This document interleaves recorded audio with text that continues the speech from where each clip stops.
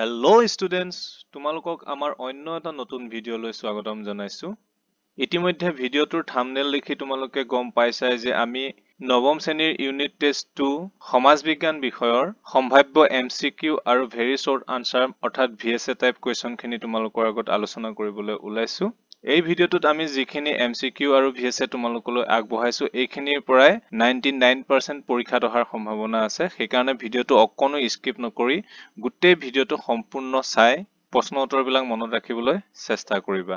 তেন্তে বলা আমি ভিডিঅ'টোৰ প্ৰশ্ন উত্তৰ শিতানলৈ আগবাঢ়ো। আমি প্ৰথমে চেপ্টাৰ 4 আলোচনা কৰিবলৈ ওলাইছো সমাজ বিজ্ঞানৰ মানৰ অসম আক্ৰমণ। ইয়াৰ প্ৰথম প্ৰশ্নটো হৈছে ব্ৰহ্মদেশৰ প্ৰজাক অসমৰ মানুহে কি বুলি কৈছিল? চাৰিটা অপচন আছে, মই অপচনবোৰ কৈ নিদিওঁ, ভিডিঅ'টো দীঘলীয়া হৈ যাব। এই চাৰিটা অপচনৰ ভিতৰত শুদ্ধ অপচনটো হৈছে অপচন সি, মান বুলি কৈছিল। অৰ্থাৎ মানসকল, মানবোৰ এনেকুৱা ধৰণৰ মান নামেৰে তেওঁলোকক মাতিছিল। নেক্সট কুৱেশ্যন, মোৱামৰীয়াসকলে আহোম ৰজাক আক্ৰমণ কৰোঁতে কোনে সহায় কৰিছিল? ইয়াৰ শুদ্ধ অপচনটো হৈছে অপচন এ, চিংফৌ আৰু মানসকলে সহায় কৰিছিল। নেক্সট কুৱেশ্যন, আহোম ৰাজ্য আক্ৰমণ কৰোঁতে চিংফৌসকলৰ নেতাজন কোন আছিল? চাৰিটা অপচনৰ ভিতৰত শুদ্ধ অপচন হৈছে অপচন বি, বিছানাং আছিল। আহোম ৰাজ্য আক্ৰমণ কালত মান ৰজা কোন আছিল? ইয়াত চাৰিটা অপচন আছে। এই চাৰিটা অপচনৰ ভিতৰত শুদ্ধ অপচনটো হৈছে অপচন এ, বডৌপায়া। বডৌপায়া আহোম ৰাজ্য আক্ৰমণৰ কালত মান ৰজা আছিল। তেওঁৱে আহোম ৰাজ্য আক্ৰমণ কৰিবলৈ মান সৈন্যক অসমলৈ পঠিয়াই দিছিল। ইয়াৰ পিছৰ প্ৰশ্ন, পূৰ্ণানন্দ বুঢ়াগোহাঁয়ে চিংফৌ নেতা বিছানাঙলৈ কোনজনী গাভৰুক আগবঢ়াইছিল? অপচন কেইটাৰ ভিতৰত শুদ্ধ অপচন হৈছে অপচন এ, ৰংগিলী নামৰ গাভৰুজনীক আগবঢ়াইছিল। নেক্সট কুৱেশ্যন, কোনজন বৰফুকনে দন্দুৰাদোহ দমন কৰিছিল? চাৰিটা অপচনৰ ভিতৰত শুদ্ধ অপচন বি, কলীয়া ভোমোৰাই দন্দুৰাদোহ দমন কৰিছিল। নেক্সট কুৱেশ্যন, দন্দুৰাদোহৰ নায়ক কোন আছিল? অপচন কেইটাৰ ভিতৰত শুদ্ধ অপচনটো হৈছে অপচন চি, হৰদত্ত আৰু বীৰদত্ত দন্দুৰাদোহৰ নায়ক আছিল। ইয়াৰ পিছৰ প্ৰশ্ন, দন্দুৰাদোহ দমনৰ বাবে কলীয়া ভোমোৰাই কি উপাধি লাভ কৰিছিল? উত্তৰ অপচন ডি, প্ৰতাপবল্লভ। কমলেশ্বৰ সিংহৰ মৃত্যু কেতিয়া হৈছিল? আনসাৰ অপচন চি, 1810 চনত। ইয়াৰ পিছৰ প্ৰশ্ন, কমলেশ্বৰ সিংহৰ মৃত্যুৰ পাছত পূৰ্ণানন্দ বুঢ়াগোহাঁয়ে কাক ৰাজপাটত বহুৱায়? চাৰিটা অপচনৰ ভিতৰত শুদ্ধ অপচন হৈছে অপচন চি, চন্দ্ৰকান্ত সিংহক পূৰ্ণানন্দ বুঢ়াগোহাঁয়ে ৰাজপাটত বহুৱাইছিল। নেক্সট কুৱেশ্যন, পানীমোৱা বিদ্ৰোহক কোনজন বিদ্ৰোহীয়ে নেতৃত্ব দিছিল? ইয়াৰ শুদ্ধ উত্তৰ হৈছে অপচন এ, পানীমোৱাই নেতৃত্ব দিছিল। নেক্সট কুৱেশ্যন, চন্দ্ৰকান্ত সিংহই বন্ধু সতৰামক কি খিতাপ দিছিল? শুদ্ধ অপচন হৈছে অপচন চি, চাৰিঙীয়া ফুকন খিতাপ দিছিল। ইয়াৰ পিছৰ প্ৰশ্ন, সতৰামক কলৈ নিৰ্বাসন দিয়া হৈছিল? শুদ্ধ অপচন হৈছে অপচন বি, নামৰূপলৈ নিৰ্বাসন দিয়া হৈছিল। প্ৰিয় ছাত্ৰ ছাত্ৰীসকল, তোমালোকে অন্য বিষয়ৰ এনেধৰণৰ ইম্পৰ্টেণ্ট প্ৰশ্ন উত্তৰ পাই থাকিবৰ কাৰণেও আমাৰ এই চেনেলটো ছাবস্ক্ৰাইব কৰিবা। লগতে এই ভিডিঅ'টোত এটা লাইক কৰি দিবা।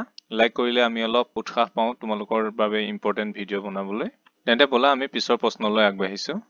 পিছৰ প্ৰশ্নত আছে, 1786 চনত মান ৰজা বডৌপায়াৰ আমোলত মানসকলে কোনখন দেশ জয় কৰিছিল? এইকেইখনৰ ভিতৰত শুদ্ধ হৈছে অপচন এ, আৰাকান দেশ জয় কৰিছিল।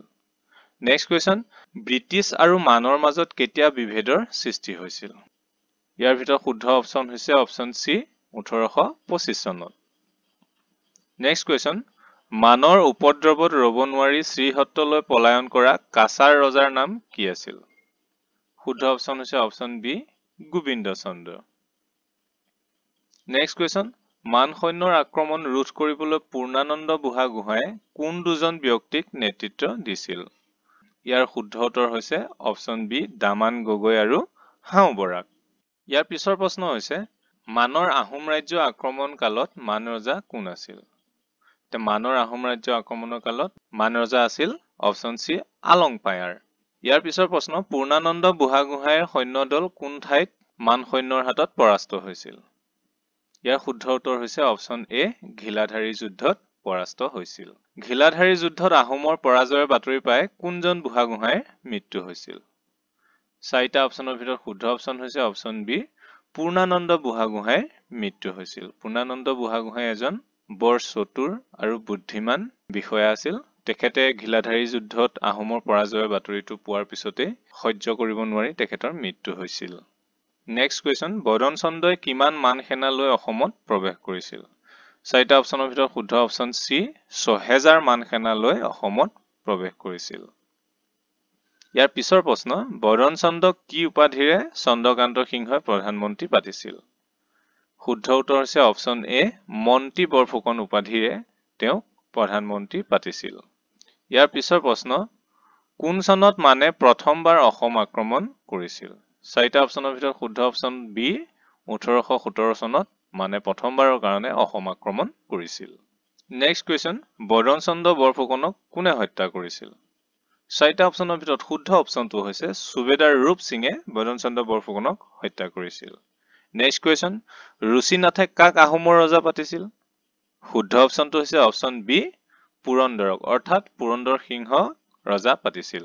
ইয়াৰ পিছৰ প্ৰশ্ন, কোন চনত মানসকলে অসমৰ আভ্যন্তৰীণ ৰাজনীতিত হস্তক্ষেপ কৰিছিল? ইয়াত চাৰিটা চনৰ ভিতৰত শুদ্ধ অপশ্যনটো হৈছে অপশ্যন চি 1817 চনত অসমৰ আহোম ৰাজতন্ত্ৰৰ আভ্যন্তৰীণ ৰাজনীতিত হস্তক্ষেপ কৰিছিল। নেক্সট কুৱেশ্যন, ৰুচিনাথ বুঢ়াগোহাঁইৰ ভাতৃ কোনজন? চাৰিজনৰ নাম লিখা আছে, তেওঁলোকৰ ভিতৰত শুদ্ধ হৈছে option A Jagannath Dhekial Phukan. Next question, কোন চনত বদন চন্দ্ৰ বৰফুকনক হত্যা কৰা হৈছিল? শুদ্ধ অপশ্যন হৈছে অপশ্যন বি 1817 চনৰ আগষ্ট মাহত বদন চন্দ্ৰ বৰফুকনক হত্যা কৰা হৈছিল। ইয়াৰ পিছৰ প্ৰশ্ন মোষ্ট ইম্পৰ্টেণ্ট, এইটো প্ৰায় পৰীক্ষাত আহি থাকে, ইয়াণ্ডাবু সন্ধি কেতিয়া হৈছিল? এইটো প্ৰশ্নৰ উত্তৰ তোমালোকে মনত ৰাখিবা। ইয়াণ্ডাবু সন্ধিৰ শুদ্ধ অপশ্যন হৈছে অপশ্যন চি 1826 চনৰ 24 ফেব্ৰুৱাৰীত ইয়াণ্ডাবু সন্ধি হৈছিল। নেক্সট কুৱেশ্যন, গৌৰীনাথ সিংহৰ মৃত্যুৰ সংবাদ কোনে গোপনে ৰাখিছিল? চাৰিটা অপশ্যনৰ ভিতৰত শুদ্ধ অপশ্যন বি পূৰ্ণানন্দ বুঢ়াগোহাঁই গোপনে ৰাখিছিল। ইয়াৰ পিছৰ প্ৰশ্ন, চন্দ্ৰকান্ত সিংহৰ অনুপস্থিতিত মানসকলে কাক ৰজা পাতিছিল? চাৰিটা অপশ্যনৰ ভিতৰত শুদ্ধ অপশ্যন হৈছে অপশ্যন ডি যোগেশ্বৰ সিংহক ৰজা পাতিছিল। এই যোগেশ্বৰ সিংহকে মানে পতা ৰজা বুলি কোৱা হয়।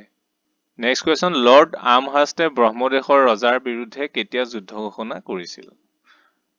চাৰিটা অপশ্যনৰ ভিতৰত শুদ্ধ অপশ্যন হৈছে অপশ্যন ডি 1824 খ্ৰীষ্টাব্দৰ 5 মাৰ্চত। প্ৰথম এংলো বাৰ্মা যুদ্ধ কেতিয়া সংঘটিত হৈছিল? ইয়াৰ শুদ্ধ উত্তৰ হৈছে অপশ্যন এ 1824 পৰা 1826 চনৰ ভিতৰত প্ৰথম এংলো বাৰ্মা যুদ্ধ সংঘটিত হৈছিল।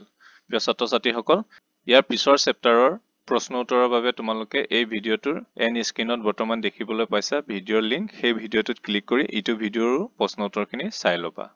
তোমালোক সকলোৰে যাতে পৰীক্ষা খুব সুন্দৰ হয়, ভালকে পৰীক্ষাত লিখিব পৰা তাৰে কামনা কৰিছো। এইটো ভিডিঅ'ত ইমানতে সামৰিছো। ধন্যবাদ।